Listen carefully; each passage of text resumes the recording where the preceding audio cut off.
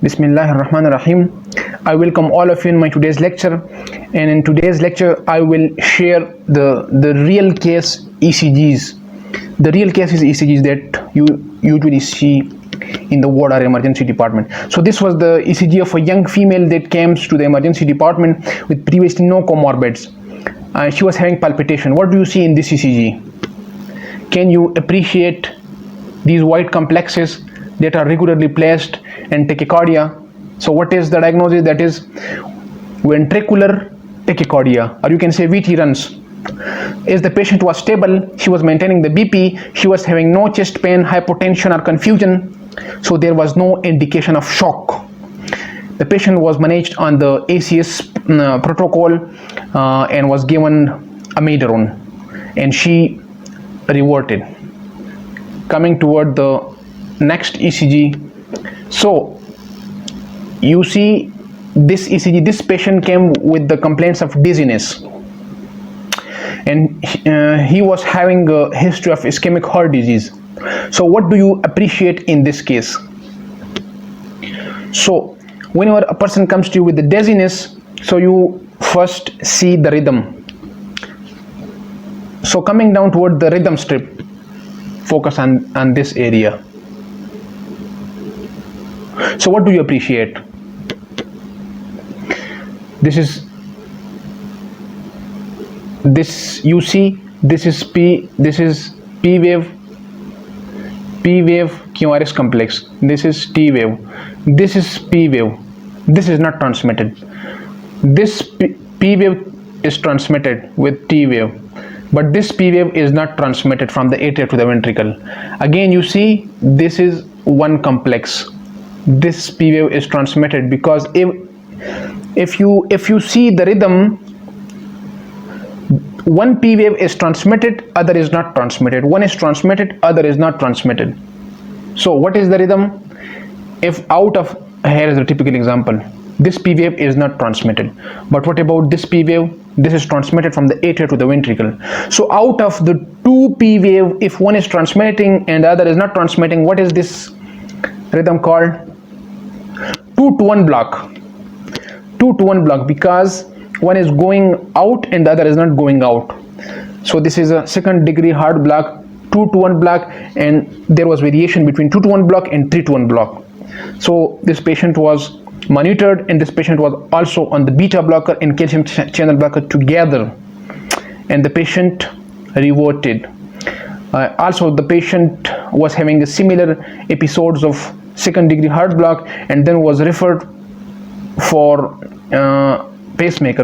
We know that there are three types of heart block: first degree heart block, second degree heart block, and third degree heart block. In the second degree heart block, again it is divided into two. So this is the second type of heart block, and there is a increased progression of complete heart block, so that's why this patient was referred for pacemaker. So coming toward the next ECG. So what do you see in this case? Again there are white complexes and regularly placed and in tachycardic, the VT runs. The VT runs.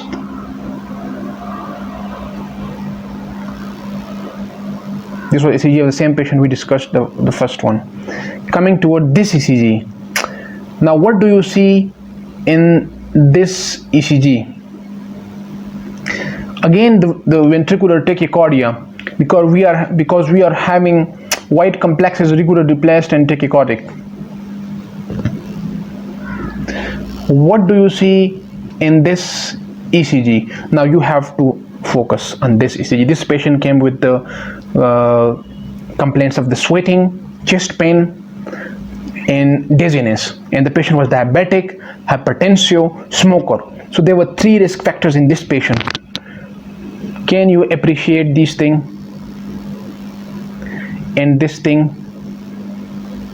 So a deep S wave in V1 and a slurred R wave in V6 with the white complexes. So this was the case of LBB, left bundle branch block. I am focusing again. This ECG should not be missed. If you are not able to pick the LBB from ECG, then you are not a good cardiologist nor a good physician. So the deep S wave, you see the S wave is very deep, and the slurred R wave, deep S wave and the slurred R wave. Now if there is a ST elevation, then this is not S wave, then this is Q wave. Coming toward that in the coming slides. So you have to focus on the slurred R wave. The slurred R wave is not present. Slurred R wave means this is normal R wave and this is slurred R wave. So you will not see slurred R wave in each case, but this is typical for that. In most of the LBB, you will see the downward deflection, white QRS complex with downward deflection, LBB. Patient was managed is a case of a new LBB, and a new LBB we know that should be managed is in acute MI. So this was managed is MI. Now what do you see in this ECG? White complexes. This comes toward the history. This patient came with the chief complaints of only nausea. She was having nausea and she was hypertensive diabetic, and she was having heaviness in the chest. Yes, she was having heaviness in the chest, and she was having no previous comorbids and having no previous cardiac issue. So what do you see in this case? In this case, if you focus, these are the white complexes, but if you focus over here, there is a slight slurring. So the slight slurring of all wave in the V5 or V6, but the deep downward deflection and the white QRS complex is most specific for LBB. So if you see the complexes are white, these are the white complexes, these are the white complexes, and there is also, you can appreciate the slurring of the R wave in the V6. So this is LBB. If all the complexes were downward and they were white, then again this was LBB. We will see in the later slides cases of LBB with only white complexes and downward. So this was LBB. Coming toward the next ECG. So what do you see in this? Again, you can appreciate white complexes downward, white complexes and downward, and can you appreciate here the slurring of R wave, So this was again the LBB. But the main problem with this was the already diagnosed case of LBB. So this patient came with palpitation. So already diagnosed case of LBB came with the palpitation. So there is confusion between the two, VT or SVT with aberrancy. VT we discussed, but the SVT with aberrancy mean the patient is having LBB or RBB. LBB or RBB, and now the patient is having increased heart rate. Now this is very important. We have to differentiate between the two. We know that the SVT comes with the narrow complex, that is the narrow complex tachycardia, but the SVT can also present with the wide complex tachycardia. How? If the patient is having previous LBB or RBB and the patient now become tachycardic, it gives a picture of VT. And if we are treating the VT patient like SVT, or we are treating the SVT patient like VT, then we are doing a great blunder, because both are two different things. So this was the case of SVT with aberrancy. SVT with aberrancy mean the patient was having LBB previously and now came with the increased heart rate. You see in can you appreciate over here the heart rate is very high, that is almost 150, 300. So 300, 150, almost 150. That is not too high, but the patient was complaining of palpitation and the patient was symptomatic. So this was managed conservatively. The purpose was to give you an idea. So I will make a video on that, how to differentiate between the VT and SVT with aberrancy. There is criteria for that, that is called Brugada's criteria, and we will explain there are 7 to 8 points you have to apply in order to differentiate between the SVT with aberrancy and the VT. So coming toward the next, oh, what do you see in this case? Can you see the RSR dash pattern or M pattern in the V1? And coming downward, there is no wide and deep SVF in the V6, so this is partial RBB. RBB means there is M pattern in V1 or V2, RSR dash pattern, and wide and deep SVF in the V5 or V6, but there we do not see SVF in V5, V6, so this is partial RBB. Partial RBB means partial changes. So V1 and V2 we are having M pattern, and V5, V6 we are having no SVF, but the main pathology in this ECG is not there. Coming toward here you can see what. Can you appreciate something? There is ST segment elevation, and there is also if you look deeply, there is Keown wave. This is actually Keown wave. So this is actually a little late presentation. The first presentation is ST elevation, then the Keown wave, then the T wave inversion, these things, something like that. So the Keown wave is a little late presentation, but there is no T wave inversion. So this was inferior wall MI. Coming toward the next, same ECG, partial RBB with inferior wall MI, but if you see the patient with RBB, you have to exclude the bifascicular block and the trifascicular block. I have given a video on that. You watch that on my channel.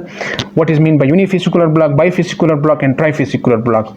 So here we are having partial RBB. With the partial RBB, if there is a left axis deviation or right axis deviation, that is not present. So there is only unifascicular block, you can say like that, inferior wall MI.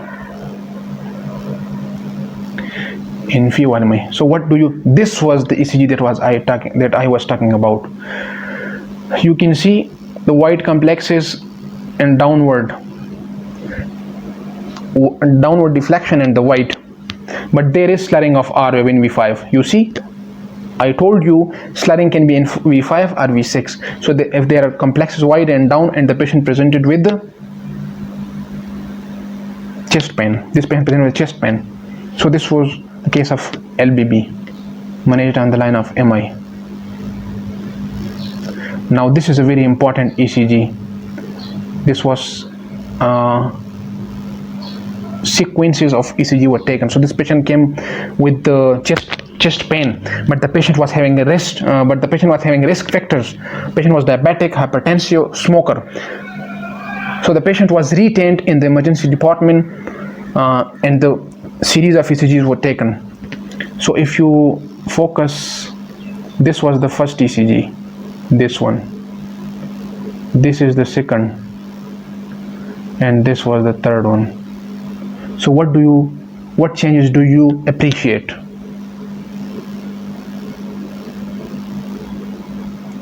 Biphasic T wave. Biphasic T wave, that is Whelan syndrome, and this should be treated like MI. If you see over here, there are no biphasic T wave. No biphasic T wave. When it comes down, the T wave become biphasic, and when you come down a little more, this was taken 1 hour later. So there are the biphasic T wave. So this was treated on the line of what? On the line of MI. An angiography was done that showed significant stenosis in the LAD. What is the close differential of this ECG? Late presentation of ST elevation MI with T wave inversion. That also look like biphasic T wave. Coming next. Oh, so what do you see in this ECG?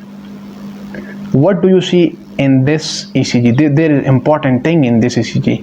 Can you see this thing, this thing, this thing, this thing, this thing?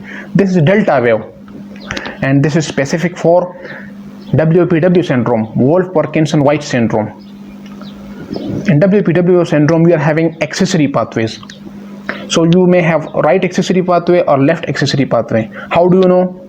From the bundle branch block, if there is a RBB, there is a left accessory pathway. If there is a LBB, there is a right accessory pathway. But here we are having no such thing. No RBB feature of RBB or LB, but there is actually delta wave, and this is a case of WPW. So this case must be referred for electrophysiological study to look for the accessory pathway. This patient was drug addict and came to the ER, and after 30 minutes expired. After 30 minutes expired. So what changes can you appreciate in this ECG? Now this is a challenge. You have to diagnose this ECG, and then you have to give answer in the comment section. What do you see in this kind of ECG in which the patient is drug addict and a patient presented with the chest pain and heaviness and died on the spot? After 30 minutes he died. So this is a challenge for you people. Now what do you see in this ECG? The reason I put this ECG in today's discussion was this patient was asymptomatic. Do you think there is any role of SK? This patient was having chest pain 4 days back. Can you see the QM waves? QM wave develop in a patient in a little late presentation, but whenever there is T wave inversion, can you see the T wave inversion? It means this is late for SK. It means this is late for SK. The patient was late for SK, and this patient should be referred for angiography to look for stenosis, how much stenosis is there. So the QM wave is a little bit late presentation, and in the previous ECG I told you the biphasic T wave. So this must be kept in the closed differential of biphasic T wave Whelan syndrome. So the Whelan syndrome and late presentation of MI, they are closely related. Coming toward the next ECG. Now this ECG is very important. This patient came with the palpitation, chest pain. Can you see the ST elevation in the AVR? Now we are having two things. We say AVR is up and we say ST elevation in AVR. These two are the different thing, and we must be clear regarding that.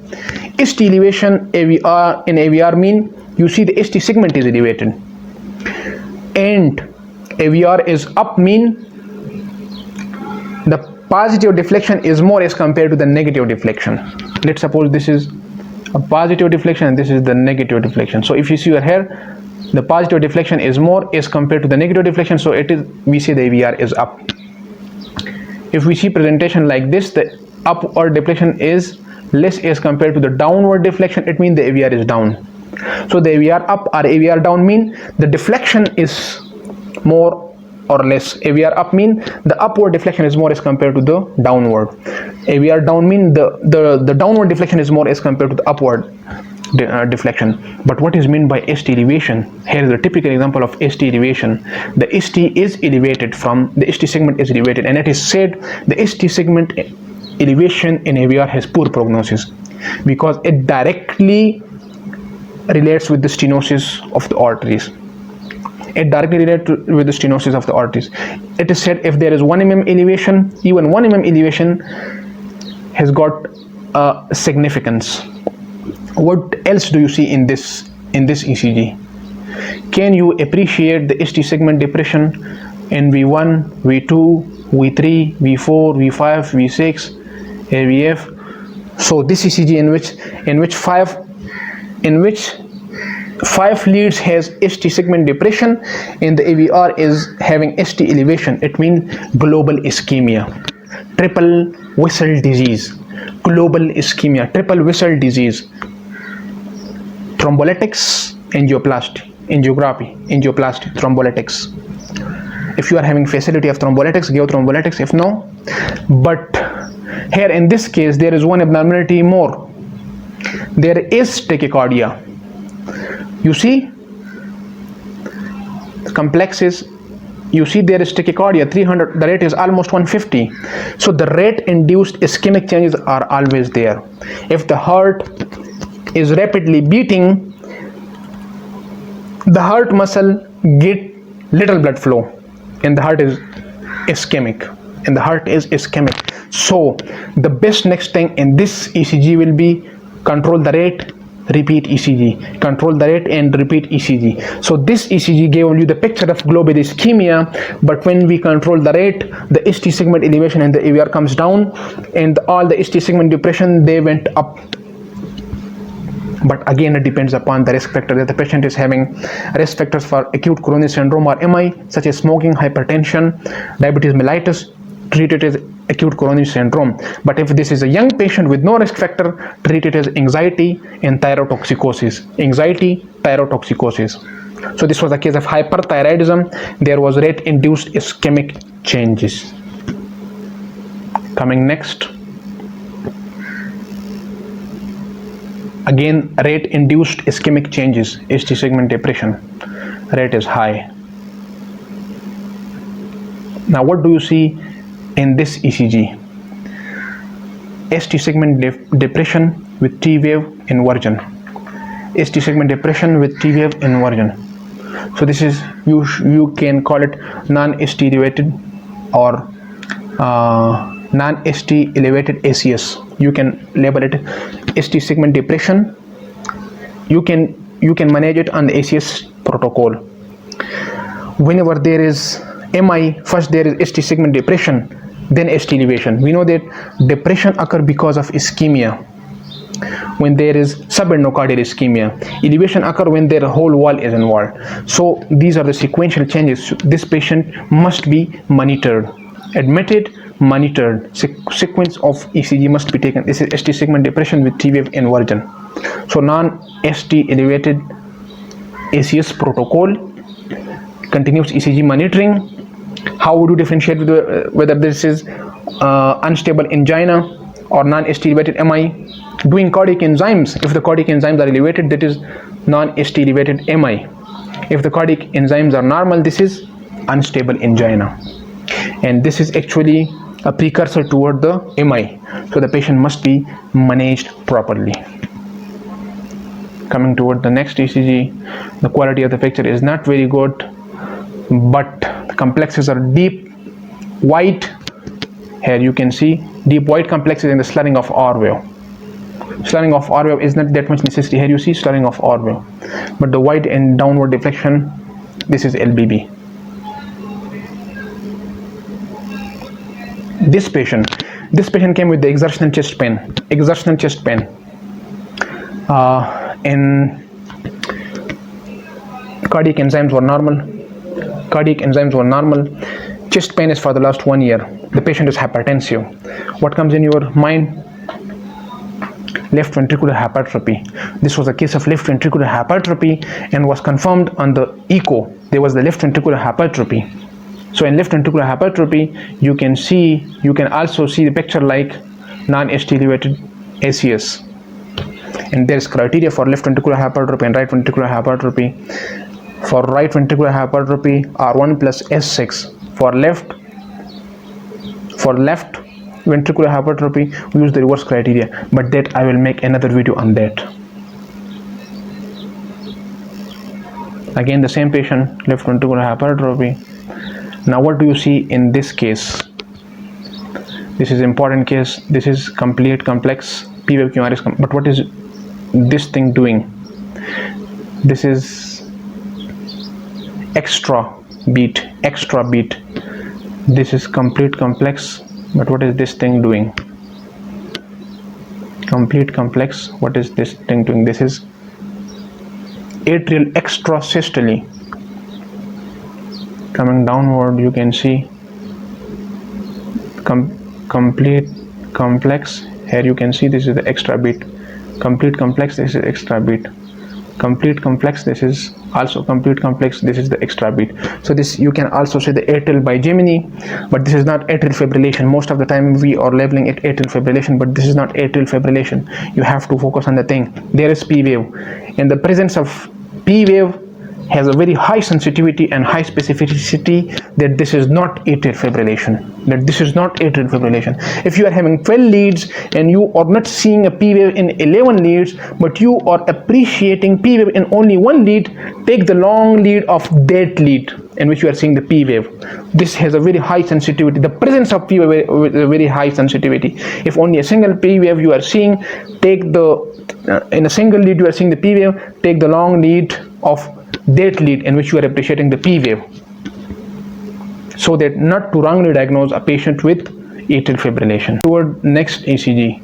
This is very important ECG, and I want to give you attention that this is not always the M pattern. There is another pattern of RBB also. Can you appreciate over here? This is the QR pattern. One is the RSR dash pattern. This is the QR pattern in V1, in the wide and deep SL in the V6. So this is RBB,